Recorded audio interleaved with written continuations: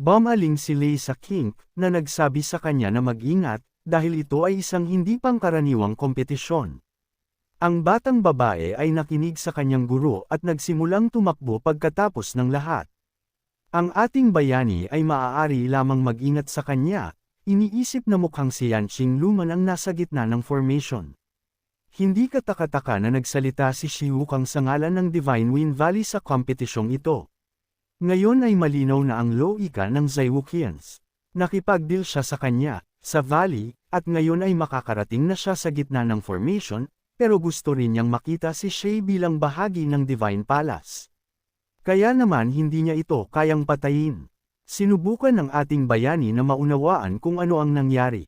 Pagkatapos ay napagtanto niya na ang banal na Wind Valley ay gumagamit ng banal na palasyo upang harapin ang Green Cloud Sect. Kailangan niyang humanap ng paraan para ipaalam ito kay Qin Luan.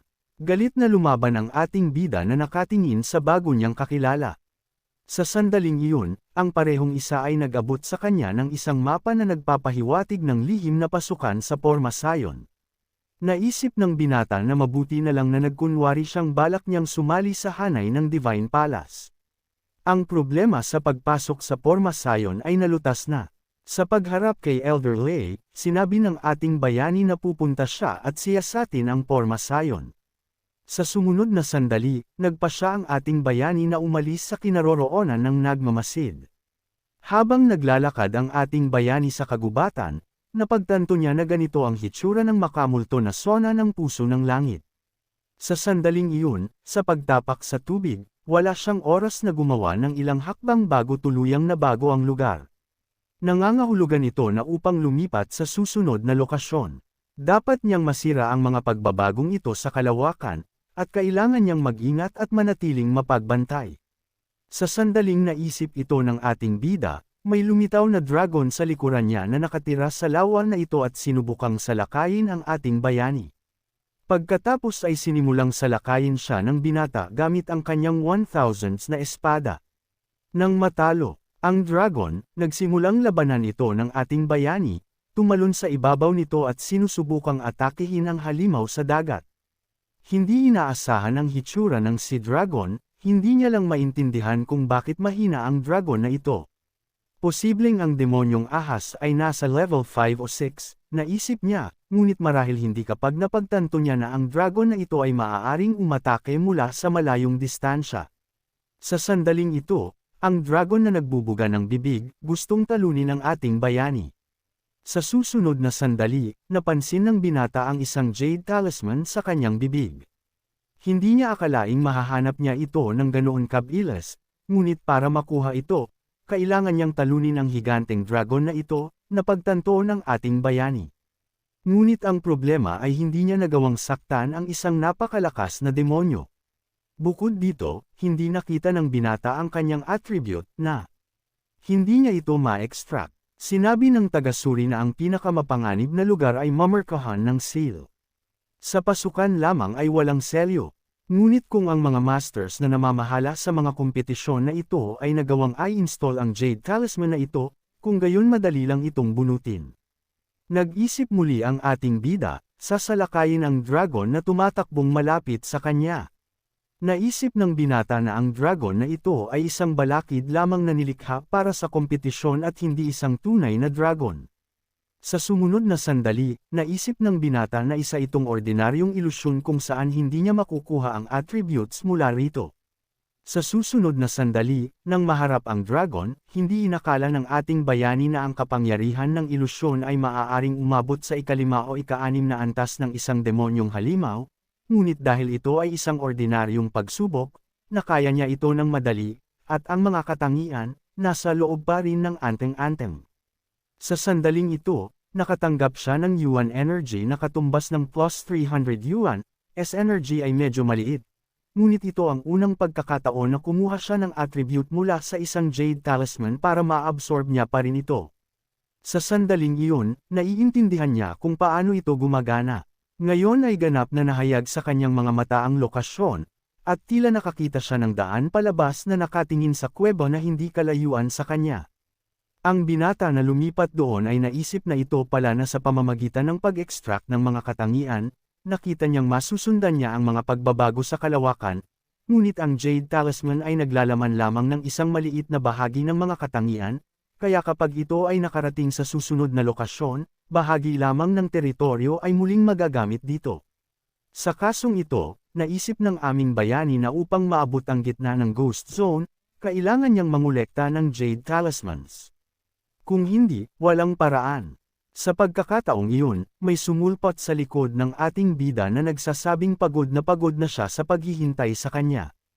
At nakita ng binata si Mr. Wujon, na nakatayo hindi kalayuan sa kanya, lumingon kay Mr. Wujon, ipinaliwanag ng binata na talagang gumana ang secret passage na ipinakita sa kanya, bagamat noong una ay labis niyang pinagdududahan ito, at sa kanyang opinyon, ang lugar na ito ay hindi angkop para sa paghawak ng kompetisyon.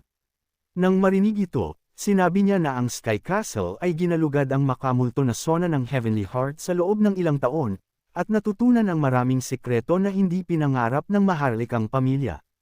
Pagkarinig nito, sinabi ng ating bida na mukhang puno ng tigre at dragon ang Castle in the Sky. Nagtataka siya kung bakit ang isang hamak na taong tulad niya ay biglang kailanganin ng Panginoon ng Langit. Sa pagkakataong ito, malamang ay nakaisip na sila ng buong plano para hulihin ang Dagwang Lawin. Sana hindi siya gawing sangla. Nang bumaling sa Wukong, sabi ng ating bida, sinabi ni Wuking na ang lahat ay nakuhanan ng Dagwang Lawin. Siya ay halos nasa kanilang mga kamay. Iba ang kailangan niya sa binata. At pagkatapos ay tinanong ng ating bayani kung ano ang kailangan niya. Iniulat ni Wuking na alam ng lahat ang tungkol sa Ghost Zone ng Heavenly Heart daan-daang taon na ang nakalilipas. Gaya ng naisip ng binata, bakit kailangang monopolyo ng Royal Family ang pormasyong ito? Nakangiting sabi ng ating bida kay Mr. Wukian na dapat ay naiintindihan niya na bata pa ang binata. Wala siyang akses sa mas maraming kaalaman na magagamit niya. Sabi ng ating bida. Pagkatapos ay sinabi ng lalaki na mula noong sinaunang panahon, ang Ghost Zone ay may pananagutan sa pagprotekta sa mga bundok, bahay at pagpapanatili ng mga mapanganib na kriminal. Ang Phantom Zone ay nilikha para sa isang partikular na layunin, at alam na alam ito ng maharlikang pamilya.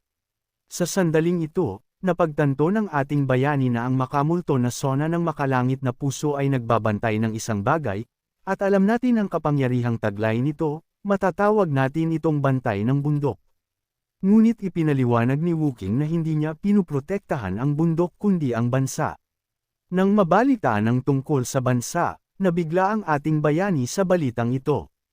Iniulat lamang ni Wokyang na inabot ng 200 taon ang Sky Castle upang tuklasin ang Ghost Zone, at talagang sigurado sila na ang lugar na ito ang pasukan sa underground castle ni King Zuan.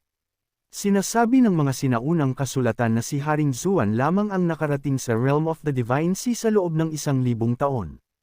Bukod sa kanya, walang sinuman ang natutunan ang lahat ng mga antas ng mga pagbabago sa kalawakan.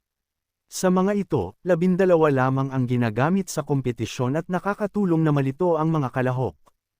Ang susi sa Gates of King Xuan's Castle ay maghihintay para sa binata sa pinakadulo, pagkatapos na dumaan sa lahat ng mga lokasyon. Pagkatapos ay ang Sky Castle ay magiging handa na sakupin ang Ghost Zone. Hindi talaga maintindihan ng ating bida. Ang nakikita mo ay sa kanila. Iniulat ni Wuking na tutulungan siya ng binata na makapasok sa gitna ng Ghost Zone. Nang marinig ito, nagtanong ang ating bida kung bakit siya dahil marami pang mas mahuhusay na mago sa Sky Castle. Sinabi ni Wuking na ang binata ay, syempre, ay tama, ngunit sa kasamaang palad, sila lamang ang hindi makayanan kapag kailangan nila ng isang tao na hindi pa umabot sa globo ng pag-ikot ng dantian. Isang tao ang nasa isip nila, ngunit nang makilala nila ang ating bida, napagtanto nila na walang mas bagay kaysa sa kanya. Pagtingin kay Wukian, nagtanong ang binata kung bakit sa tingin nila ay sapat na ang lakas niya para dito. Ipinaliwanag ni Wuking na noong una niyang makita ang binata, bata pa siya sa 8 antas ng pag-aaral ni Kai. Kahit noon pa man, nagawa niyang patayin ang isa sa mga gods of the Heavenly Castle. Pagkalipas ng ilang buwan, sinaktan ng binata ang ilang mga kalaban ng Chi Collection level ng sabay-sabay. Bukod dito, may kakayahang makipaglaban sa mga masters ng 3 beses sa kanyang edad. ang binata ay ang pinakamahusay sa kanyang mga kapantay. Nang marinig ang lahat ng sinabi ng lalaki tungkol sa kanya, tinanong ng ating bayani kung paano nila nalaman na pinatay niya ang God of the Sky Castle. Sinabi ni Wooking na maaari siyang magpanggap na hindi ito nangyari kapag bumukas ang mga pinto ng King's Underground Castle. Ngayon, ibabahagi niya ang malaking tagumpay na ito sa ating bayani. Paliwanag niya, tumawa ang binata, sinabi na ito ay isang malaking karangalan para sa kanya, at nagpasalamat sa kanya para sa pagtanggal ng kanyang mga pagdududa. Ngayon ay magiging hindi magalang na tanggihan ang gayong mapagbigay na alok. Kalahating araw na siyang na-stop dito, at ngayon, lang niya sinabi sa kanya ang tungkol sa 12 levels of change sa space ng Ghost Zone. Marahil ay dapat na ipinakita ni Wooking kung paano madaig ang mga ito, at pagkatapos ay tiyak na magiging handa ang binata na maglingkod sa Panginoon ng Langit na tumalikod sa kanya. Iniulat ni Wooking na ang pag-abot sa sentro ay hindi napakahirap. Kaya ng binata ang sarili niya. Sa ganitong paraan, mas mauunawaan niya kung paano gumagana ang Ghost Zone. Ang karanasang ito ay maglalaro sa kanyang mga kamay sa hinaharap. Sinabi ni Wooking na kung saan ang aming bayani Pauteng, sinabi na siya ay nagsasalita tungkol dito kaya natural, na parang ito ay kasing dali ng paghihimay ng mga pares. Nang sumunod na sandali, naputol ang binata, iniulat ni Wooking na may papalapit. Nagulat na lang ang ating bida sa likod ng kanyang kasama. Nawala siya, sinabi na ang lahat ay nakasalalay sa binata at muli silang magkikita. Sa sandaling ito, ilang estudyante ang lumapit, nagtatanong kung may nakita ba sila. Sinabi nila na hindi, ngunit kung ayaw nilang magpaalam sa buhay, kailangan nilang bilasan. Sinabi ng ating bida na nakita ang mga lalaki, na kung ihahambing sa kanilang mga damit, ito ay mga estudyante ng Cloud Sea Gate. Ito ay isang medyo malakas na sekta, kahit na hindi sila kabilang sa nangungunang apat. Bakit sila tumatakas? May gusto ba talagang kunin ang kanilang jade anting-anting? Naisip ng ating bayani, na nakatingin sa tumatakas na binata at sa ulap, kung sinabi sa kanya ni Wooking ang totoo. Naaalala ng ating bayani kung gayon kailangan lang niya ang anting-anting na ito. Kailangan niyang sundin ang mga ito at harapin ang sinumang gustong kumuha sa kanya. Sa susunod na sandali, lumiwanag ang ulap at pinag-uusapan ng mga lalaki na huwag hayaang lumapit sa kanila ang lalaking nakasuot ng maskara. Pagkatapos ng lahat, ibibigay nila sa kanya ang anting-anting at actress mula sa kompetisyon. Sinabi nila na gagawin lamang nila ito upang maligtas sila. Sa susunod na sandali, kinuha ng lalaki ang anting-anting mula sa kanila. Sinabi na tila sila ay matalino, ngunit ang katalinuhan lamang ay hindi sapat upang mabuhay. Napatingin ang mga lalaki sa lalaking nakatayo sa harapan nila na nakasuot ng maskara. Pagkatapos ay sinabi niya na nasa kanya ang anting-anting at hindi na siya nang ahas na pigilan pa sila. Sa susunod na sandali, nagsimula silang tumakbo palayo sa kanilang kalaban. Ang aming bayani, na nanunood nito ay napagtanto na ang mga lalaki ay nawala lamang, o isang bagong lokasyon ang nagbukas para sa kanila. Sa sandaling iyon, nawala ang ating bida, lumipat sa ibang lokasyon, naisip ng binata na tiyak na ginawa nila ito. Pero sino yung lalaking humahabol sa kanila? Saang sekta siya nanggaling sa sandaling iyon? Pagbabalik, nakita ng ating bida ang mga patay, at mukhang napakalakas na mago ang humarap sa kanila sa pag-akyat sa hagdan. Kailangang maging alerto ang binata, dahil tila ito ay isang mapanganib na lokasyon. Mas mabuti pang hindi makipagkita sa ibang kalahok, naisip niya sa susunod na sandali, bumangon. Pagbukas ng gate, nakita niya ang isang lalaking nakamaskara na nakatayo sa harapan niya. Kumbaga, hindi naging mabait ang tadhana sa kanya. Naisip ng binata na may mali dito. Nakatayo lang ang lalaki at walang nagawa, parang may pumipigil sa kanya. Pagtingin sa lalaking nasa harapan niya, napaisip ang ating bida. At saka, ang lalaking ito ay hindi man lang naabala sa kanyang presensya. Baka hinihintay niyang dumating ang ating bida. Pagtingin niya sa lalaki ay napagtanto niyang punit-punit ang kanyang damit na parabang nakipag-away lang siya. Ngunit ang mga markang ito sa kanyang balat at damit ay hindi mukhang sugat ng isang espada.